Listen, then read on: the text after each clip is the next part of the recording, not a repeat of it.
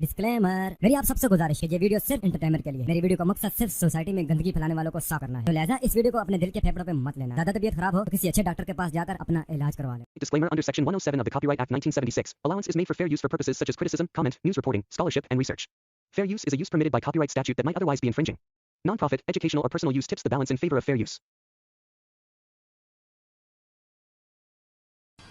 केला बेचने वाली चुड़ैल।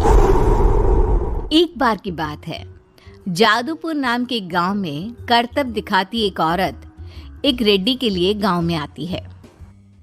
आइए आइए मेहरबान कदरदान, खाइए रोहड़ा के ताजे ताजे केले, कभी खाए नहीं होंगे ऐसे केले, पीले पीले केले खाइए। ये कहकर रोहड़ा हाथों में 4 केले लिए उन्हें सर्कल में जोर जोर से हवा में उछालती हुई करतब दिखाती है, जिसे देखकर आसपास के सारे बच्चे अपने अपने मम्मी पापा से उस औरत के पास जाने की जिद करने लग जाते हैं। पापा, ऐसा तो सर्कस में बॉल से होता है ना, ये आंटी तो केले से कर रही है, चलिए ना पापा देखते हैं। रोहड़ा एक पतली सी तार पर चलती हुई केलों से करतब दिखाती है। आते जाते सभी लोग बाहर रुककर उसके करतब देखते हैं और वाह वाही करते नहीं थकते। जैसे ही एक आदमी पास आकर उसे पैसे देने लग जाता है, तब वो कहती है, अरे नहीं नहीं साहब, मैं करतब तो बच्चों के मन को बहलाने के लिए करती हूँ, धंधा तो मेरा केले का है। पीछे देखो मेरी रिड्डी, जो भी मेरे केले खाएगा मेरी तरह चुस्त दुरुस्त और तंदुरुस्त हो जाएगा। पता चलता है क्या कि मेरी उम्र 55 की है। अरे पर ऐसे ठंड के मौसम में कोई केला क्यों खाएगा? ये ऐसे वैसे केले नहीं है साहब, ये शरीर में गर्मी देते हैं, ठंड को दूर भगाए, जो भी रोहिणा के केले खाए। पापा, अगर मुझे केले नहीं मिले तो मैं घर नहीं जाऊंगी। तभी उसके पापा कहते हैं कि बेटा, केले ठंड में कभी गर्मी नहीं देते, ये सब कहने की बातें हैं, सामान बेचने का तरीका है इनका। पर पिंकी नहीं मानती। मैं केले खाऊंगी। पिंकी की जिद के आगे नत्थू हार जाता है और उसे केले खरीद कर दे देता है। पिंकी खुश होकर केले घर ले आकर खाती है।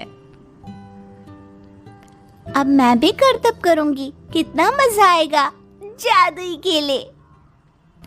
पिंकी पहला केला खत्म भी नहीं करती कि वो बेहोश हो जाती है। दूसरे केले से एक काला धुआं आता है और रोहड़ा चुड़ैल बनकर बाहर निकल आती है। मेरे भूतिया केले बच्चे न खाए, ऐसा हो ही नहीं सकता। जादूपुर वालों, कब तक बचोगे? आ गई हूं मैं रोहड़ा, जिसका कोई नहीं कर सकता सामना। रोहड़ा पिंकी को गोद में उठाकर काले धुएं में कहीं गायब हो जाती है।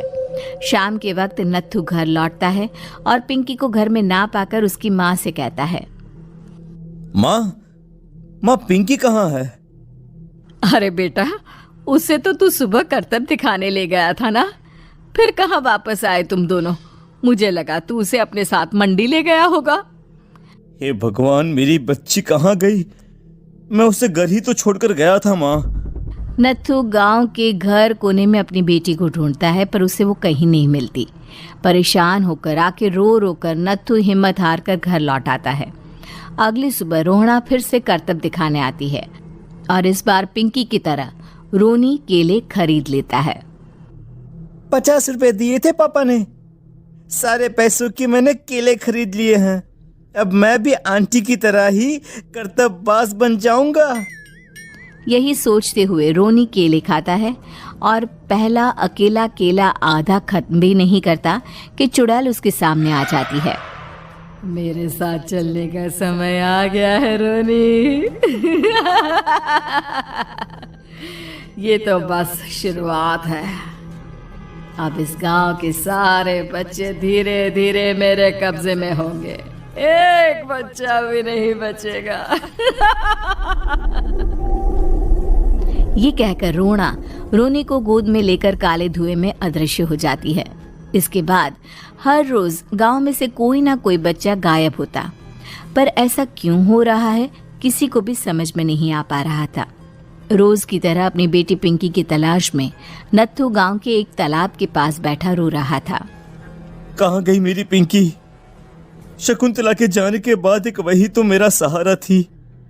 अरे उसकी आत्मा कोस रही होगी मुझे कि मैं अपनी बच्ची को संभाल भी नहीं पाया। नत्थू ये कहता हुआ रो ही रहा था कि तभी तालाब में से उसे शकुंतला की आवाज सुनाई देती है। कहाँ थी तुम शकुंतला? हमारी बच्ची और सारे गायब हुए बच्चे रोहड़ा के कब्जे में हैं। वो बच्चों को जो केले देती है उससे बच्चे बेहोश हो जाते हैं और उसके कब्जे में आ जाते हैं और वो उन्हें ले जाकर काली दुनिया में ले जाती है। पर वो ऐसा क्यों कर रही है? ये मैं नहीं जानती, पर उस दुनिया का रास्ता मैं आपको बता सकती हूँ।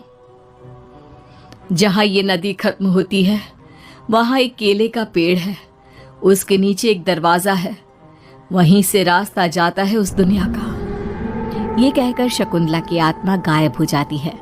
गांव के सभी लोग झुंड बनाकर उसी रास्ते से काली दुनिया में चले जाते हैं और वहां देखते हैं कि सारे बच्चे वहां काम कर रहे थे। पापा मुझे ले चलो यहाँ से। पापा पापा। सभी बच्चे अपने मम्मी पापा से लिपट जाते हैं। तो तुम लोग यहाँ तक आ गए? क्यों हमारे बच्चों को पकड़ लिया तूने? तुझे शिकार ही बनाना है तो ले, हम सब आ गए हैं, हमें खा ले। नहीं, मुझे बच्चे चाहिए, मेरे बच्चे के बदले तुम लोगों के बच्चे। क्या मतलब? मैं इसी गांव में रहने वाली एक औरत थी। केले की चोरी के इल्जाम में मेरे बेटे को गांव वालों ने इतना मारा कि वो मर गया। उसी दिन मैंने ठान लिया कि गांव वालों का भी वही हाल करूंगी। कुछ दिन बाद बेटे के चले जाने के दुख में मैं भी मर गई और मेरी भटकती आत्मा एक चुड़ैल बन गई। और फिर मैंने बदला लिया तुम सबके बच्चे छीनकर। बर्दाश्त नहीं कर पाए ना? सोचो मुझ पर क्या बीती होगी। हमें माफ कर दो रोहड़ा। पता नहीं ये किसकी गलती थी, पर हम सभी माफी मांगते हैं। हमारी खुशियां लौटा दो, तुम भी तो एक माँ हो। गांव वालों की बात सुनकर रोहड़ा का मन पिघल जाता है और वो बच्चों को छोड़ देती है। उसके बाद काली दुनिया बच्चों के लिए जादुई दुनिया बन जाती है। अब कोई भी कभी भी वहां आ जा सकता है। उम्मीद है कि आपको हमारी ये कहानी पसंद आई होगी।